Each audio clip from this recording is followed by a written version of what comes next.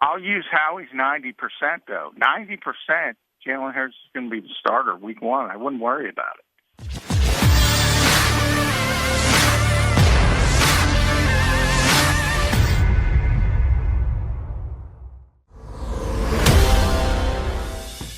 You're listening to the JAKIB Media Sports Network in partnership with AM 1490 Sports Betting Radio. Subscribe to the JAKIB Media channel on YouTube for access to all daily sports content. Chill or thrill? All right, welcome back. No, we're not getting into another Wildwood commercial. I'm your host, Ryan Rothstein. We're live in the Prop Swap studios of AM 1490 Sports Betting Radio. Rock, paper, scissors, and shoot. Let's get into that and much more right now with our NFL Eagles insider, John McMullen. Follow him on Twitter at JFMcMullen, PhillyVoice, and SI.com, and you can read up on everything else he's got going on his Twitter page. Johnny Mac, when you're doing a best of five, rock, paper, scissors, what's your go-to first move there? My go-to first move is to call it Rochambeau. That's the official name. Rock, paper, scissors. So anybody who knows that, I like, and I'll play. I'll be competitive and play rock, paper, scissors with them. Yeah, I mean, listen, that's the measure of how good an NFL prospect is going to be, is how competitive are they? How competitive. When they're down 0-2. Hey, you know what? I love Nick Sirianni today. I did be too. In the small minority, but I loved him today. I'm with It's you. got nothing to do with rock, paper, scissors, but if you're watching that thing, man, Andy Waddle, Harry Roseman were, and I was on with Rich earlier, a couple of Eeyores, man. They're just depressed and trying to get through this necessary evil. And Nick, man, he just took it over. I was impressed. I was impressed because I had said on Burst 365 this morning, I said, I don't even know why they're putting him out there, because you saw it during the Doug Peterson era. Like, the coach has nothing to do with the draft when it comes to this team. Very little. I'm exaggerating. And you see these press conferences and all the questions go to Howie Roseman and Andy Weidel, and before that Joe Douglas, obviously. And the coach is just sitting off there to the side like, do. And that's what was going on. The first 5 or 6 questions were to Howie and Andy, and poor Nick's got to just sit there. And I was number 7, so I threw him a bone, and he just ran with it. And he took over the room from that point. I thought just his ability to take over, and obviously it's a virtual room, but he brought energy and enthusiasm to what was a dead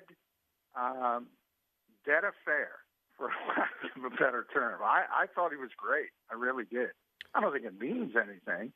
Either he can coach or he can't coach. Right. But I do find it ironic that a fan base that is so stinking emotional, so stinking passionate, is ripping a guy for being emotional and passionate. No, I agree. And I was busting his chops a little bit. Not that he saw it, but I was like, some maniac's talking right now. But in all seriousness, I loved it. That could be me. Yeah. A maniac. Right. It could be me too. Trust me. But it's it was nice. And like, listen, if we have to really try and break it down, like you said, it doesn't mean anything. Can he coach or can he not coach? But he learned, right? Like from his first press conference to his second to, I think this is legitimately his third appearance as Eagles head coach. He's a quick learner, if nothing else. He knew what he had to do better. Yeah, I mean, I'm writing about this for Philly Voice tomorrow, so everyone will see the column. And, and while I say it doesn't mean anything, what do? We try to read the tea leaves. One thing I always say when I look back at the Doug Peterson regime, I think his fatal mistake is not reaching for the power when he had the opportunity to reach for the power after winning Super Bowl 52. He was just, as I call it, a go-along to get-along guy. That's sort of like Doug. He's affable. He's like, what I saw today is a guy willing to fill the vacuum if you give him an opening. They gave him an opening today, and he took it. And I'm saying, look, it's probably not going to work out from a success standpoint. I mean, this team is just not ready to contend. So I'm not predicting any Super Bowls. But I will say, what he showed me today is if he does have success, he's not going to be that go-along to get-along guy. He's gonna. If there's a vacuum, he's going to fill it. I think that's a positive. And by the way, I'm not sure the Eagles knew that they're inviting that into the NovaCare complex or even want to invite that in there. But it's in there, and that's a positive. Here's an overreaction on my part based off what that's an overreaction, but go ahead. Based off what I've watched and listened to today from head coach Nick Sirianni, that he's perfect for a young team in a transition. And I know this Eagles team does have plenty of aging veterans. I mean, I'll just name a few: Fletcher Cox, Jason Kelsey, and I mean, I can stop there, but the list does go on a little bit. But this seems like a guy that can really have fun with a young team with some low expectations or mixed expectations. He just seems like a guy, this is just based off today, so I know it's an overreaction. But if that's the guy who he really is, that could maybe galvanize, everyone's favorite word, galvanize a locker room, particularly a young one. Your thoughts there, or am I getting a little bit in over my head? No, I mean, the Eagles behind the scenes have this youth and energy thing was on purpose. That part of it was on purpose. They looked around the league. They thought that was the trend of the NFL, the Sean McVays of the world, blah, blah, blah. And they wanted to get a young guy with energy and a young coaching staff with energy to try to build a younger team. So that was done. That part of it was done on purpose. This is the first time, though, where I saw, if you think about how the Eagles spun Nick's interview and how he hit a home run, and they stopped this exhaustive search after 10 interviews. I saw none of that in the first two times. Like, how did this guy hit a home run? Today, I saw a guy who, he might have hit a home run in that Zoom atmosphere. Actually was down in South Florida, so we got to see people in person. So you get to see, how he can take over a room. Now you finally start to get it a little bit.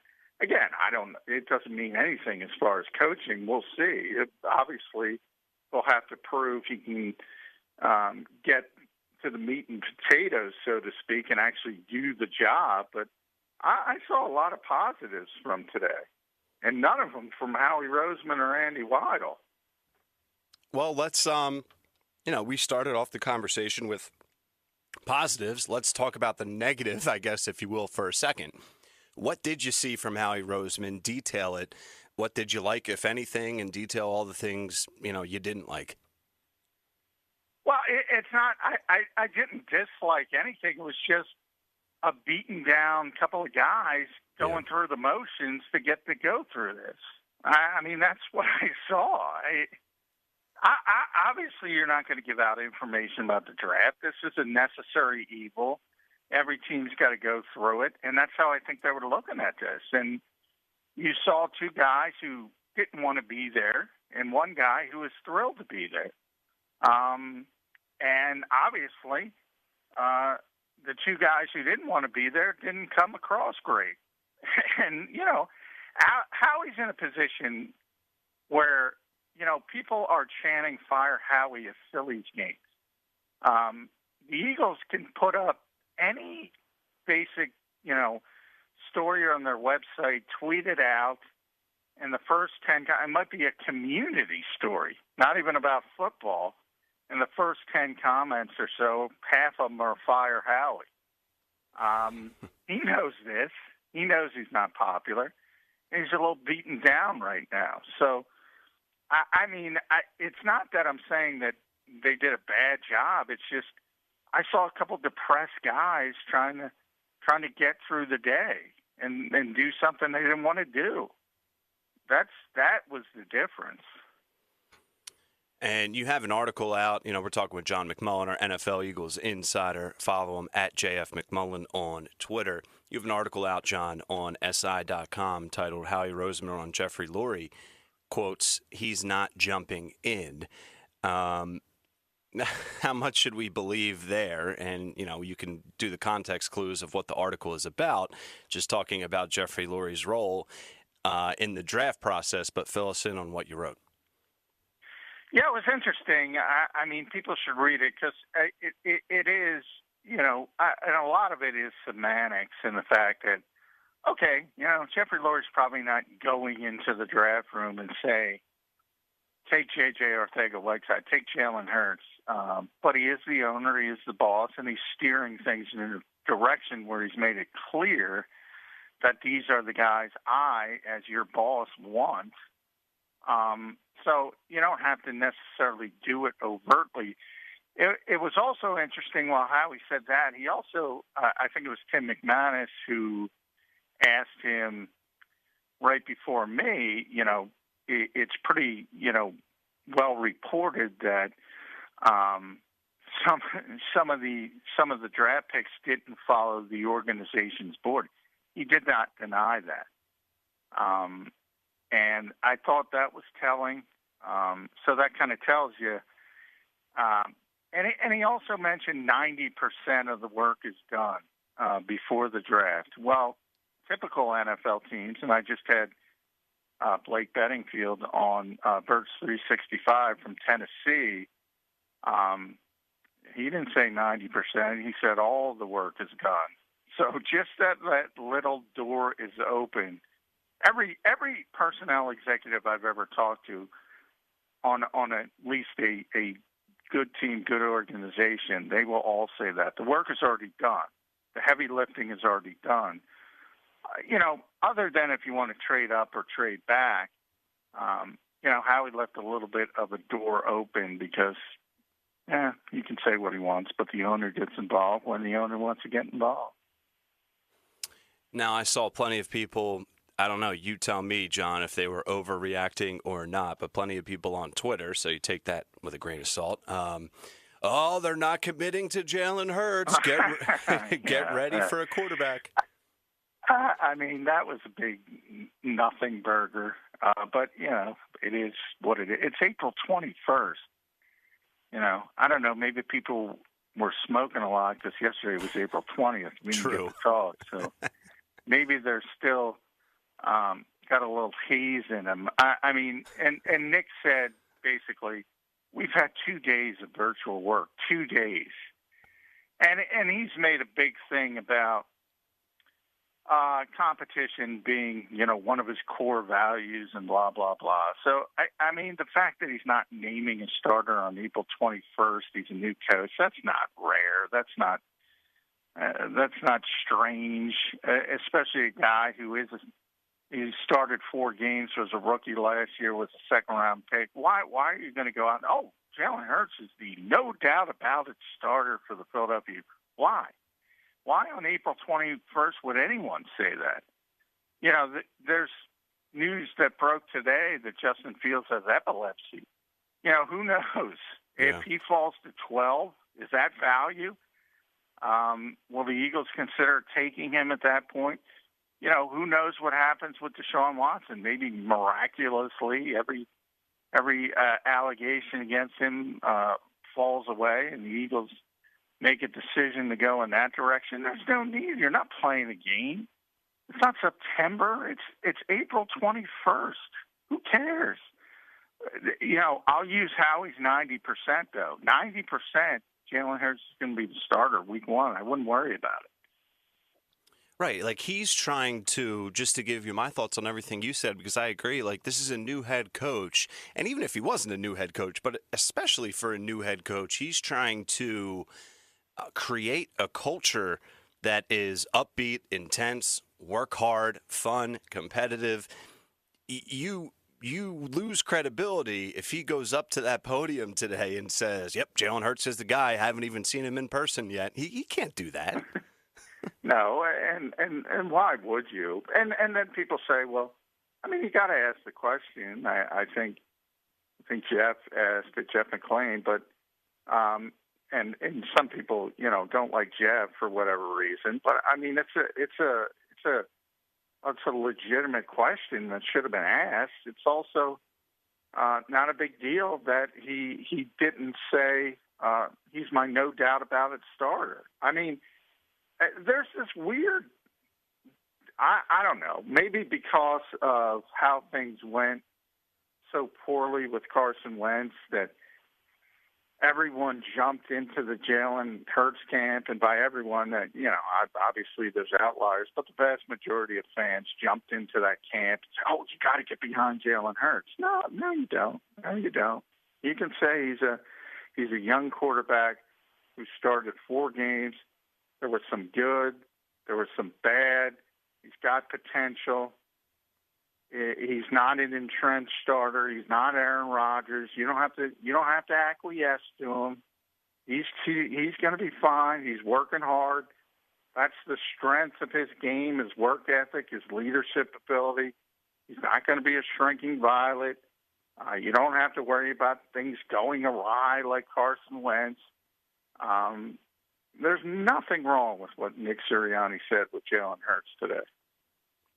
Talking with John McMullen, like we always do, at 7:30. Follow Johnny Mac on Twitter, at JF McMullen, PhillyVoice.com, SI.com, Birds 365, Monday to Friday, 8 a.m. to 10 a.m. on the JAKIB Media YouTube channel. There's another article that you have out, John, detailing another possibility for the Eagles at the 12th overall pick for this upcoming draft in 8 days. What about edge rusher? And you went into further detail. Listeners, make sure you check out the article on SI.com, but fill us in there. Yeah, it was a long day today, and right after the press conference with Howie and Andy and Nick Sirianni, Daniel Jeremiah had his last conference call before the draft. So he was the one who was talking about the Eagles and what they might do at number 12 overall. And I think as we head to the stretch of the pre-draft hype, and thank God it's almost over, everyone is kind of settling into cornerback. And I think one of the reasons they're doing that, a couple of reasons. I mean, there's valuable targets who are going to be in the 12 range. That's obvious. The Eagles have a need at the position. That's obvious. That makes sense. But also Jonathan Gannon, because his history is with cornerbacks dating back to Minnesota and Indianapolis. And they assume, well, he's really going to value cornerbacks. And interestingly, Daniel was the second guy. Gil Brandt was the first that said, whoa, not necessarily. And if you looked at the Indianapolis defense, a lot like Jim Schwartz, if you look at the Minnesota defense, a lot like Jim Schwartz, because good defenses tend to think the same way, and that's pass rush, pass rush, pass rush. So it's built from front to back, not back to front. And what Daniel was saying, you value the defensive line first and foremost. And that's been the Eagles' default setting forever, long before Jim Schwartz. And it's going to continue to be under Jonathan Gannon. And it doesn't seem like an immediate need as cornerback does, but Brandon Graham's 33 years old. Derek Barnett and Josh Sweat are both on contract years. So they need to add an edge rusher very early. They're going to add a edge rusher. It's just a matter of where. Is it going to be in the first round? Is it going to be in the second round? But it's certainly going to be one in the first 2 days of the draft. And judging by the Eagles' history, don't rule out edge rusher. That's what Daniel was saying. And that would mean Kwity Paye, and that's where I'm starting to land on. While everybody lands on corners, I'm starting to look at Kwity Paye. I still give myself time to change my mind, but That just makes too much sense to me. John, what do you know about the NFC East as far as the Cowboys, the Giants, the Washington football team? Because I heard Jerry Jones is, paraphrasing, obsessed with Kyle Pitts. So what do you see teams like the Cowboys and the Giants doing in the NFL draft, whether it's trading up, trading back, et cetera? Well, I mean, yeah, I've heard the same things you have with Kyle Pitts, but I don't see any way that Dallas, he's not going to last to Dallas. So they would have to move up to get Pitts. And, you know, it's interesting because of his reputation. I think people assume Jerry Jones is this big mover and shaker. He hasn't been in the draft, which I think kind of surprises people because he's been around so long. His history is he doesn't move much, and he generally stays put. And if that holds to be true, well, he's not getting Kyle Pitts. So then you start talking about they have a significant need at corner. A lot of people think they are going to be the ones that take Surtain, and if the Eagles want him, they'll have to jump back up ahead of Dallas. So I think a lot of people look at that and say maybe that's the dichotomy between the Eagles and the Cowboys in this draft. The Giants are interesting because Dave Gettleman is another guy who doesn't tend to trade down. So if anything, they're more likely to stand pat. And I just mentioned pay. You know, people think the Eagles would be reaching to take him at 12. I think he might go 11. I think they might not even have a chance to take him. Interesting. It's going to be interesting, too, and I know you and I have talked briefly about this in the past, but you just have Cowboys at 10, Giants at 11, Eagles at 12. I can't remember the last time we saw something like that, especially at that level of the first round. 10, 11, 12, NFC East, 3 in a row there. Yeah, and you talk about Washington, and that's where I think a potential – they might take a quarterback if one falls, but I don't think it's likely. And I think that's the spot. One of my favorite players in the draft is the kid from Notre Dame, JOK. I think that's sort of his floor because people in this league constantly talk about positionless players on defense. To me, he's like the standard for that. He can play anywhere on the back seven. And, boy, man, I'd even like the Eagles to take him at 12. But I know people would lose their mind. I just think that kid's going to be a superstar.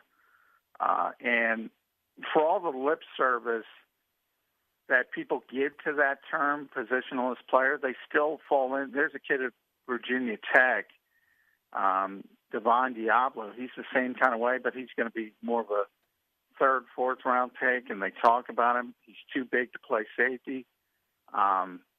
Too small to play linebacker. They still have that old school thinking, yet they say, we need positionless players. Pull the trigger on these guys. They're the future of defensive football. You look at what Howie Roseman did say today, and he was asked about trading back from 6 to 12 last month, and he said, the reason we traded back from 6 to 12 was because flexibility creates opportunity. And that's something you and I both agree with, and you've detailed that plenty. Did he hint at more to come? You know, do you think that there's a possibility here? It doesn't make sense, and I've asked you this before, but after him speaking today, do you see another trade up or back, and particularly in the first round, not later? Yes. I mean, well, I will say, he's going to go up and down throughout the draft, 11 picks. I mean, we had Brad Spielberger on from Pro Football Focus over the cap today. He did a great story, actually, last year. He ran down every single draft trades general managers have made, and he updated it this year. And that's where I said, I mean, there are a lot of surprises. Jerry Jones rarely moves. That was a surprise. There's kind of four categories. There's GMs that go up to get players. The best example of that would be Mickey Loomis from New Orleans, who has gone up 13 times. He's never gone back. He just goes up. There's the guys who always trade back to add draft capital. That's like Rick Spielman, Bill Belichick, John Snyder. Those guys are that type. There's the guys who never move, and that's Mike Brown and Jerry Jones would probably be the second one in that category. And then there's the guys who go up and go down and go up and go down, and that's Howie. That's Howie. He's done it 26 trades. It was 12. He went down 12 times. He went up 10 times. Now, since 2018, 2019, remember, when they made the Carson Wentz trade, they gave up so many draft picks, so they had those 2 consecutive years where they only had 5 overall picks. So his last 4 moves have been down. But now this team is loaded with picks again. They have 11 this year. They have projected to be 9 so far next year. So he's got plenty of capital now. He's going to go up and down all 3 days if he likes players.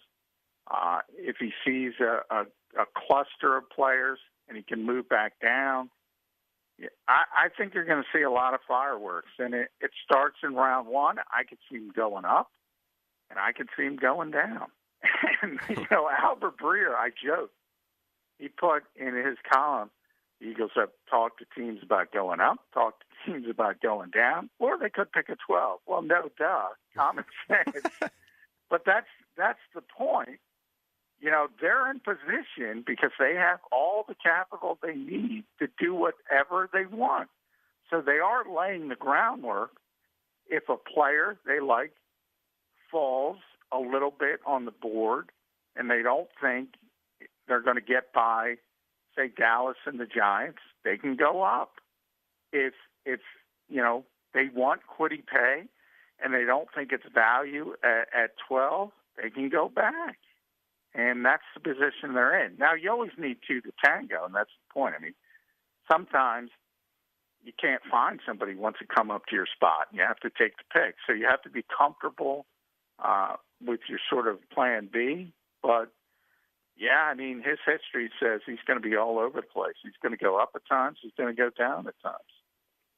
They could go up, they could go down. It's fitting. It's going to be a roller coaster ride, and that's what the Philadelphia Eagles do best. There's going to be flips and turns. One thing, and this kills people. One thing Howie is tremendous at, and that was the move from 6 to 12. He understands how to get value. He got tremendous value for going down. The problem is you got to pick the right players when you pick. And then I said the second problem this year, which we discussed on Monday, I think, is, if this is a historic quarterback class, why the hell are you going down? Right. So obviously the Eagles don't think it is. Well, we'll find out. We're inching closer. John McMullen has us covered every step of the way. We're up against it, John, as they say in the biz, but thank you, as always, my friend. We'll do it again tomorrow at 7:30. Quick break. D-A-T-L-E-S Jody Mack, the legendary sports talker, joins forces with NFL insider John McMullen. Start your morning with Johnny Mack and Jody Mack across the JAKIB Media Network.